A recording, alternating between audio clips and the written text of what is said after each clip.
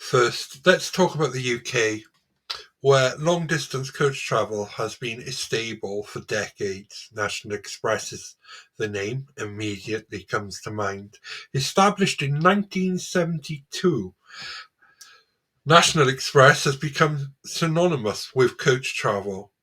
Across the UK, it operates an extensive network that connects major cities, towns, and airports, making it an affordable alternative to trains and planes. National Express has managed to maintain a strong presence in the UK by offering a reliable and cost effective service. Whether you are travelling from London to Manchester or from Birmingham to Edinburgh. No Wales mentioned there, very discriminative of me, but you can travel to Wales too. National Express has a route for you. They for also adapted to the times, offering modern alternatives like free Wi-Fi, power outlets, and reclining seats to enhance the passenger experience. I remember when you used to be able to get a sandwich on a National Express coach, and instead of having two drivers like some do now, they used to have a stewardess or a steward. They didn't drive the coach, then they made them drive the coach because it was cost effective. However, the UK market is more competitive than ever. Megabus, another major player, and also Flexbus now in the UK offers a similar service at an even lower price, offering targeting budget conscientious travellers and students.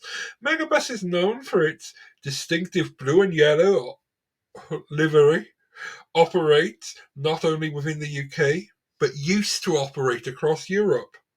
Not anymore, making it a formidable competitor to National Express. Megabus uses a dynamic pricing model where fares can start from as low as £1 if booked in enough time and in advance, making it an alternative option for cost savvy travellers. I don't think I've updated this much. But Megabus, since I wrote this episode, has been taken over in sorts by Comfort Group, and they're a Singaporean organisation. However, Stagecoach, who owned Megabus, still own a percentage of Scottish CityLink, who took them over. It's a bit complicated, I believe. Well, okay. And Flexbus has come into the market. Because most of this was written pre-pandemic as well. So Flexbus has come into the market in the UK. However, Megabus sold their UK operations to Flexbus a few years ago that they had in Europe, and they started at that time. Megabus were a contender for Flexbus and for National Express. What's quite funny now, Megabus is putting back on itself, and Flexbus is expanding into UK, and you're also seeing National Express have retrenched as well. But we'll get into it. In recent years, we've seen the rise of Flexbus in the UK market. Originally a German company, Flexbus has rapidly expanded its network across Europe and now the UK. Flexbus has disrupted the market with its extensive route options, competitive pricing, and a user-friendly booking system.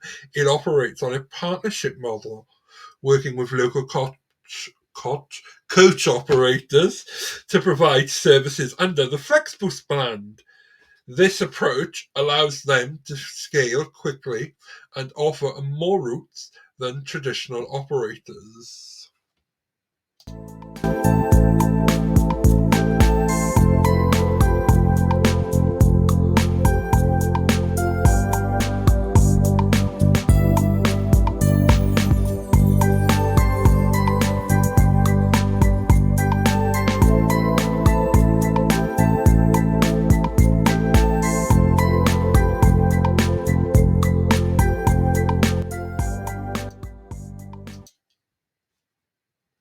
Now, let's go visit our friends across the pond in the United States. Okay, before we go to the United States, we're going to talk about a company called Greyhound. Flexbus are going to be mentioned. So, what people don't know is that up until, I would say 2016-ish, there was a Greyhound UK, and they were part of the same group of companies that own them. First Group, and First Group sold Greyhound in the USA and pulled back on the UK offering, and basically in the USA it's now owned by Flexbus. So we'll get into this.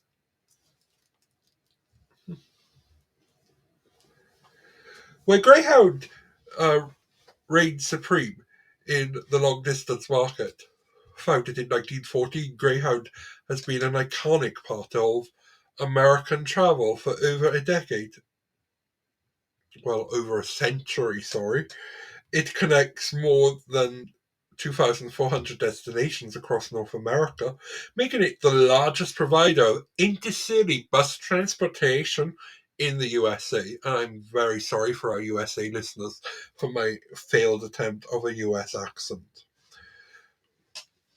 Greyhound has built up its reputation on being a reliable and affordable way to travel long distance, especially for those who might not have access to a car or prefer not to fly. The company has faced its share of challenges, from the fluctuating fuel prices to competition from low cost airlines and carpooling services. However, Greyhound has adapted by modernising its fleet, offering amenities like Wi Fi and power outlets, and expanding its digital presence with online booking and mobile applications. In recent years, Greyhound has faced an increasing competition from new entities like our friends at Megabus. At this time, I should tell you that Megabus has pulled out of some US areas of operation. Um, However,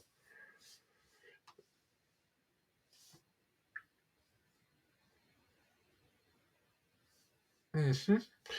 uh, and like its UK counterpart, Megabus uses a dynamic pricing model and offers a no-frills service aimed at budget travellers.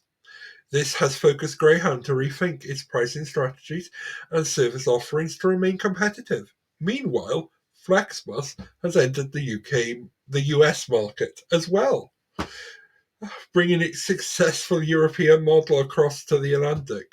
By partnering with local bus operators, Flexbus has expanded rapidly in the USA, offering a wide range of routes and competitive prices.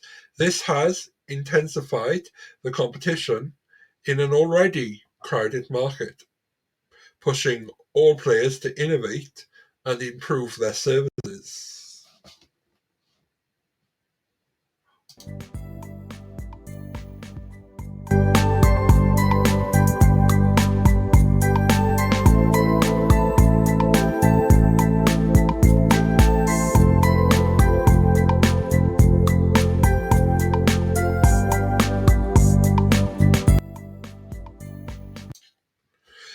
And now let's head over the Atlantic back to Europe, where the long distance coach market is just as dynamic, if not more so.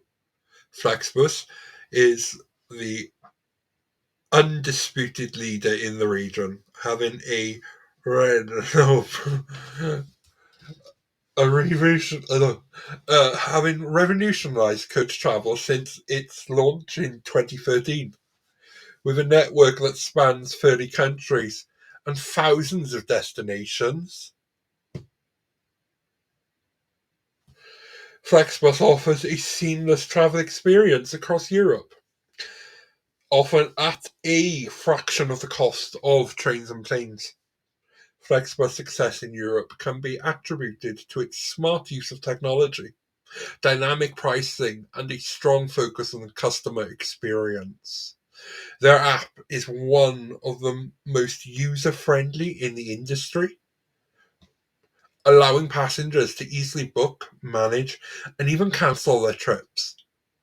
They've also introduced features like carbon offset options, appealing to the growing number of eco-conscious travellers. But Flexbus isn't the only player in the European market. Eurolines, one of the oldest coach operators in Europe, has been a key player in cross-border travel. Founded in 1985, Eurolines offers services connecting to over 600 destinations across Europe. While Europe has faced stiff competition from Flexbus, it still holds a strong position, practically in certain markets like France and in the Benelux countries. Despite the competition, the long distance coach market in Europe continues to grow, driven by high demand for affordable and flexible travel options. As travel becomes more expensive and concerns about environmental impact rise, more travellers are turning to coaches as a viable alternative. Operators like Flexbus and Eurolines are capitalising on this trend by expanding their networks and enhancing their services.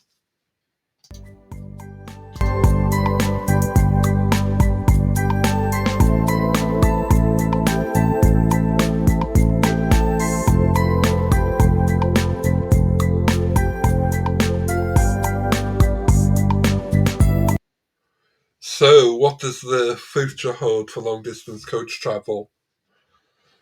Practically in the UK, the market as we move through 2024, the industry is at a crossroads. With increasing competition from both dynamic and international players, National Express, Megabus, and Flexbus are all vying for a larger share of the market, each bringing something different to the table. National Express, with its established brand and an extensive network, remains a dominant force, but it must continue to innovate and adapt to challenge customer expectations. Megabus, ultra low frills, and expanding route network will likely keep it competitive. Punctuality among younger travellers, sorry, among younger travellers. Meanwhile, Flexbus's rapid expansion and modern approach to customer service present a significant challenge to traditional operators. Moreover, as environmental concerns continue to shape the future of travel, we might see further developments in eco-coach travel, with operators exploring alternative fuels and more sustainable policies. The shift towards greener travel options could become a key denominator in the market, influencing customer choices and industry practices.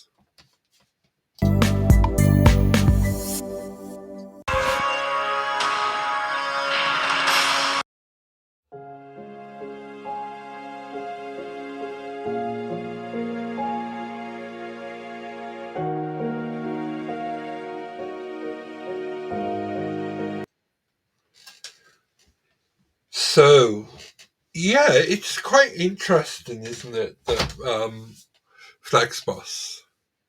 Now, in pre 2013, so before Flexbus started, I had the idea, and I think someone at First Group did as well, that Greyhound could have worked.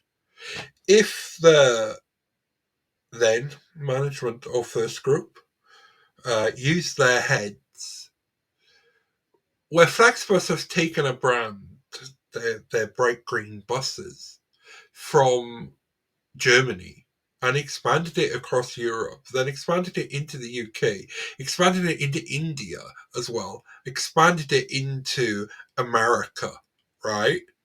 And this was unrecognized of a brand now. Now, if they can do this, could you imagine if First did it the other way with Greyhound? So when they did have Greyhound UK services, expanded across the UK so rapidly with their footprint that they were able to saturate the market.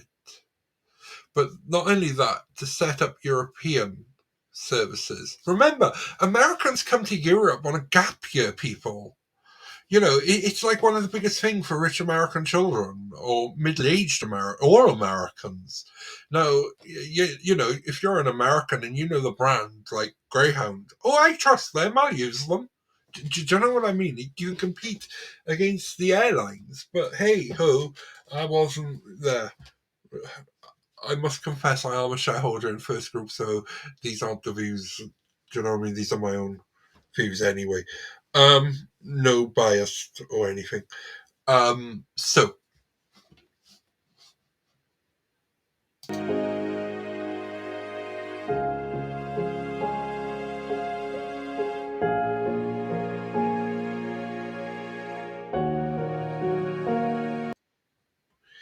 in conclusion, long-distance coach networks play a crucial role in connecting across vast distances, offering a more affordable and flexible alternative to trains and planes. Whether you are in the UK, the USA, or Europe, or even further afield, these networks provide essential services that millions of people can rely on and every day. As we've seen, the competition in this industry is fierce, with companies like Nash Express, Greyhound, Megabus, Flexbus, and Eurolines constantly pushing each other to improve and innovate. As travellers, we benefit from this competition through better services, more options, and lower prices.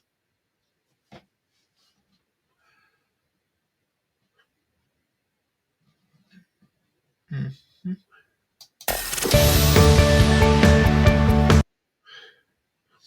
Thank you for joining me on this journey through the world of long distance coach travel. I'm Terry Davis, and this has been Around the World Today. Until next time, safe travels and happy exploring. And always be curious. This week's episode has come to an end. But the fun doesn't have to stop here. If you have any questions, suggestions, or feedback, head over right now to Twitter and Facebook and like, share, and get involved. Join us next time.